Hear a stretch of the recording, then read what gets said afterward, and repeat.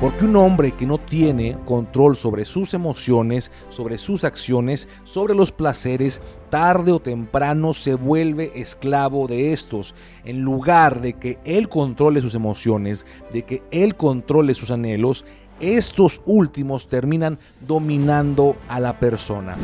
Mis hermanos, día con día nos vamos a topar con situaciones que nos pondrán a prueba. Así que debemos estar muy alertas de no perder la cordura, porque lo hemos dicho, una mala decisión no es el final, pero sí nos puede costar muy caro. El dominio propio, mis hermanos, mis amigos, es necesario para tener una vida íntegra, una vida segura, pacífica, pero sobre todo para tener una vida llena de Dios.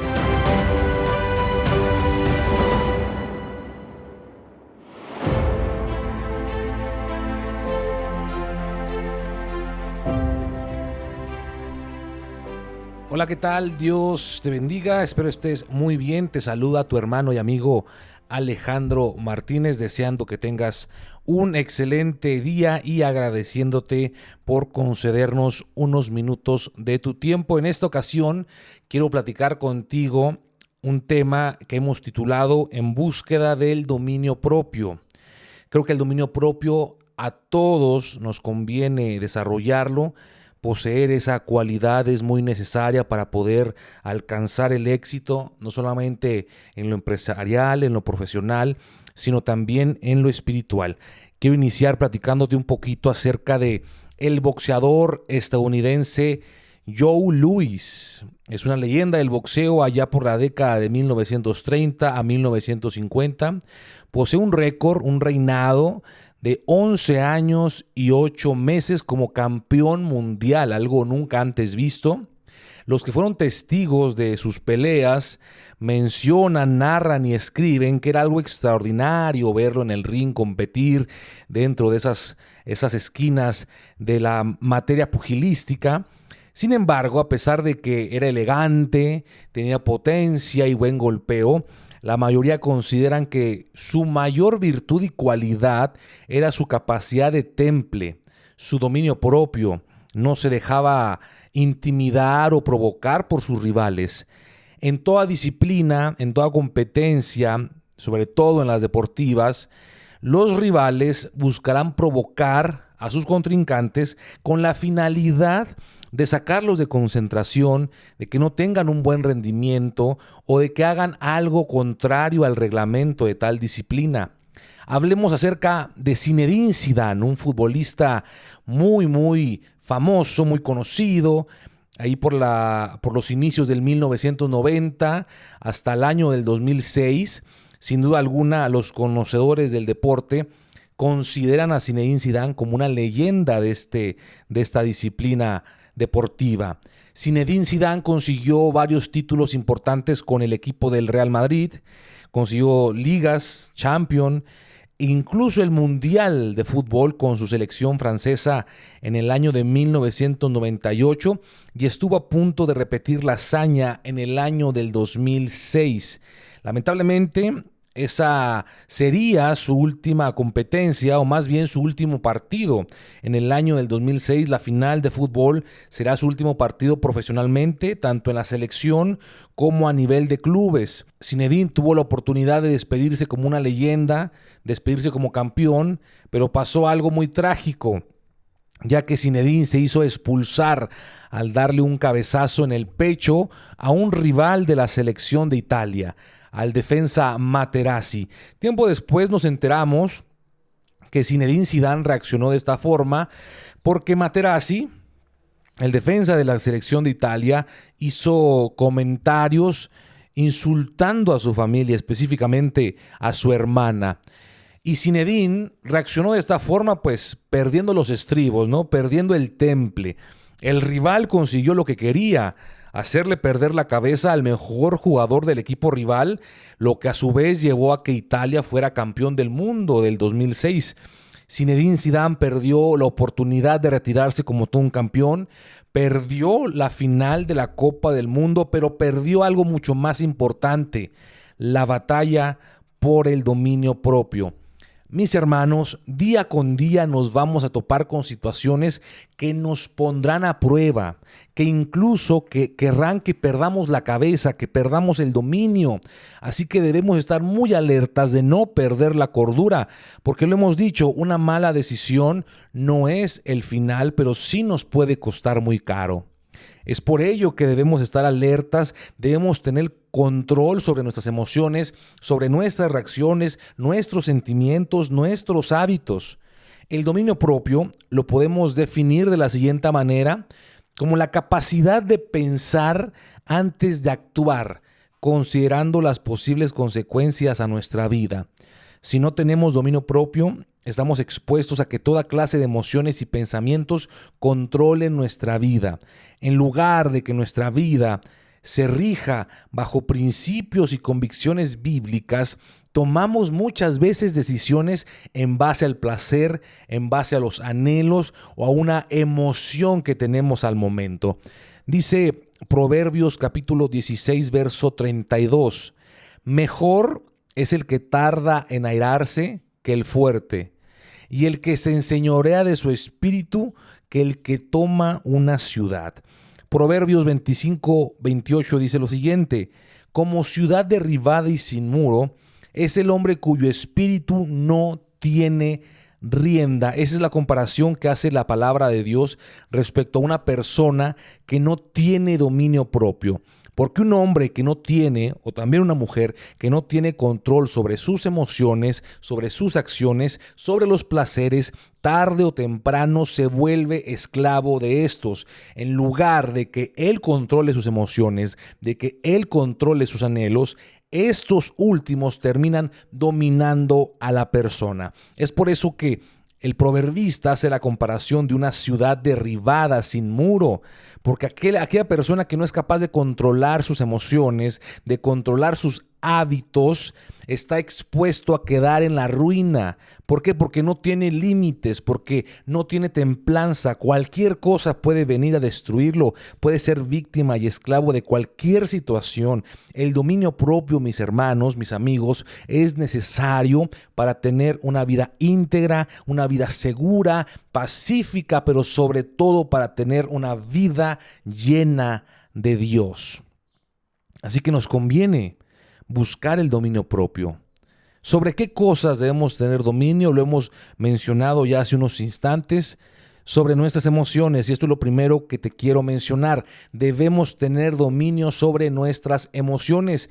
Esto se traduce en términos actuales como inteligencia emocional, un concepto que en la última década se ha vuelto muy famoso. Hay muchos libros con este título de conseguir inteligencia emocional, la inteligencia emocional como la clave del éxito, y qué bueno que se busque que estos tipos de temas se hagan tendencias, pero es algo que la palabra de Dios nos viene mencionando desde hace siglos.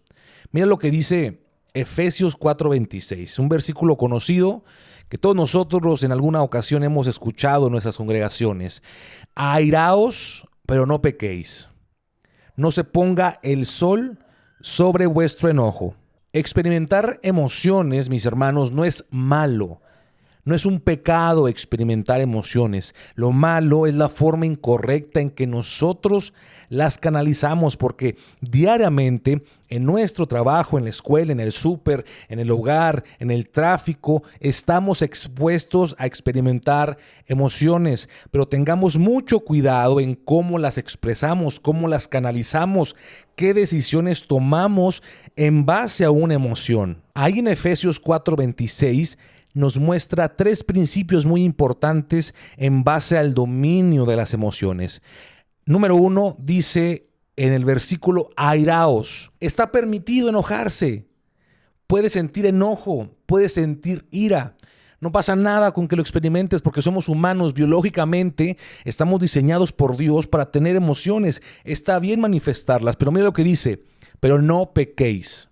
Ese es el segundo punto. La forma en que tú canalizas la emoción, la forma en que tú la administras o la forma en que tú tomas decisión en base a una emoción no perjudique a otros. No le hagas daño a alguien más o incluso no te hagas daño a ti mismo y que no quebrante la ley de Dios. Eso es lo que nos quiere decir ahí. Es válido tener una emoción, es válido experimentar una emoción, pero no cometas algo que te pueda perjudicar más adelante. Y número 3, no se ponga el sol sobre nuestro enojo. Es muy importante que nuestras emociones no echen raíces en nuestro corazón, sobre todo esas emociones de rencor, de ira, de celos, que no hagan raíz en nuestro corazón, porque eso ya no se convierte en una emoción, ahora es un sentimiento. Y un sentimiento en base a la ira, en base al odio, en base a la decepción, en base a los celos, a las contiendas, solamente va a perjudicar nuestra vida. Es muy importante, como dice la Biblia, no se ponga el sol sobre vuestro enojo. También en otras ocasiones vamos a experimentar emociones de satisfacción, de alegría, de regocijo, pero que también puede llevarnos a tomar decisiones incorrectas. Un ejemplo, está a punto de salir el último iPhone, o quizás una consola de videojuegos, o quizás la camiseta de tu equipo favorito. Y cuesta un dineral y no necesitas ese iPhone, no necesitas ese iPad, no necesitas esa camisa, no necesitas un carro nuevo, ya tienes el 2025, no tienes por qué endeudarte, pero te emociona, te da alegría, te causa placer el imaginarte que tendrás eso y te lleva a tomar una decisión incorrecta. En base a tener una alegría, en base a sentir satisfacción, en base a sentir regocijo a futuro, estás tomando una mala decisión que te va a costar muy, muy caro. No solamente económicamente, sino espiritualmente, familiarmente o en todos los ámbitos de tu vida. Así que siempre que tomemos una decisión, vamos a hacernos estas preguntas. ¿En qué me afectará? ¿En qué me va a beneficiar? ¿Agrada esto o no agrada a Dios? Tomémonos unos segundos antes de actuar. Es mejor una decisión tomada de forma detenida, meditando varios segundos, que una decisión rápida que nos lamentaremos por años o quizás toda la vida. Así que número 1, debemos tener dominio propio sobre nuestras emociones. Número 2, debemos dominar nuestros hábitos.